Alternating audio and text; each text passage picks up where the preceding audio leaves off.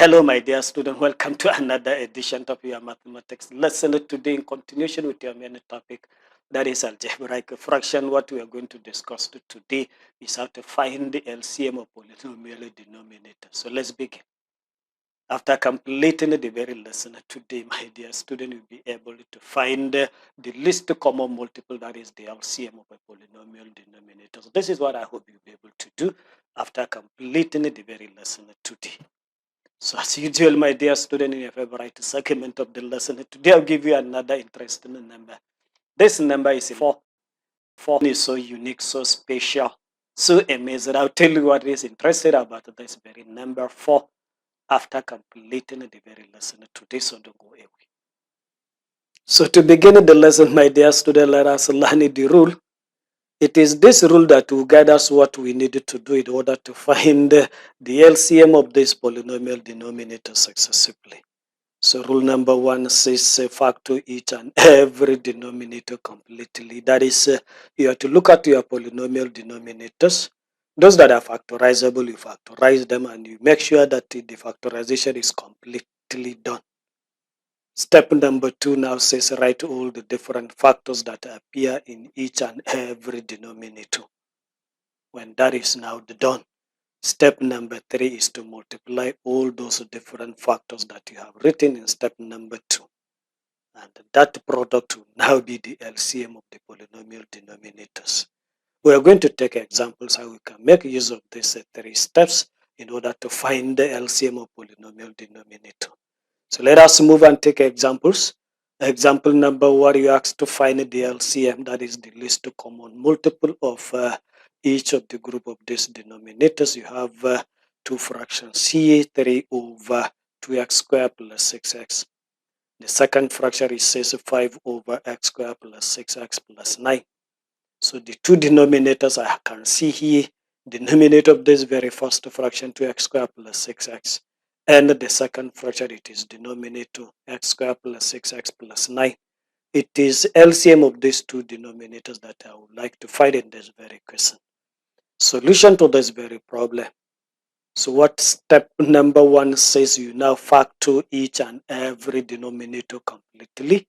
So I will now take this denominator of the very first fraction 2x squared plus 6x. I have to factorize it completely. Similarly, denominator of the second fraction x squared plus 6x plus 9. I have to factorize it completely. Let me do that. So starting with denominator of the very first fraction, it is factorization.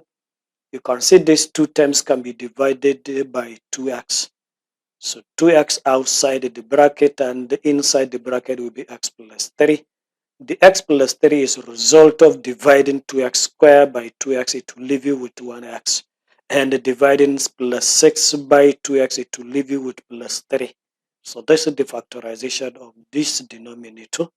So also I'll move to the second denominator, I'll factorize it. So factoring also x squared plus 6x plus 9. There you can see this is a quadratic function. It is factorization in your SS1 would now give you x plus 3 multiplied by another x plus 3. So this step number 1 is now done. I was able to factorize each and every denominator completely. So step number 2 now says you have to write out the different factors. But this one, you have to continue. This is x plus 3 times another x plus 3. So I can now rewrite this as x plus 3 raised to the power of 2. That is x plus 3 in the bracket and that bracket raised to the power of 2, because these 2 brackets, what is inside is just the same. So I can now multiply the 2 brackets by having power 2 as the power of the bracket. So I can now write the different factors there. From 2x minus 6x, I have this 2x as one factor. I have another factor x plus 3. But this x plus 3, I have exactly x plus 3, and this one has the highest power. So what I'm going to now do, I'm going to take this 2x, and from this I will now take this x plus 3 raised to the power of 2, because in writing the different factors, if we have common factors, we now take among those common factors which one has the highest power. So I'm going to have 2x and x plus 3 raised to the power of 2.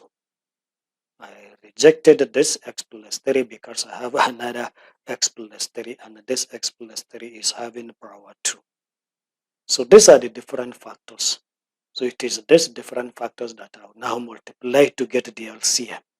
So LCM will now be equals to 2x multiplied by x plus 3 raised to the power of 2. So this is now the LCM of these denominators. Let me just move and take another example. Example number 2, we asked to find the LCM for each of this group of denominators. I have one of the denominator x squared minus 4 and the second denominator x squared plus x minus 6.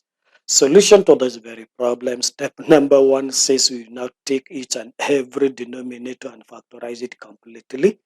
So starting with the very first denominator, that is x squared minus 4. I'll have to factorize it. This 4 can be 2 square. So I can now have x squared minus 2 square, which I can now apply difference of 2 squares to factorize it. So if that is done correctly, you now have x plus 2 times x minus 2. That is the factorization of x squared minus 4 using difference of 2 squares. I'll now take the next denominator, which is x squared plus x minus 6, and factorize it. This is another quadratic function. The factorization of this will now be x minus 2 multiplied by x plus 3. So what I'm going to do now is to write all the different factors from the two denominators.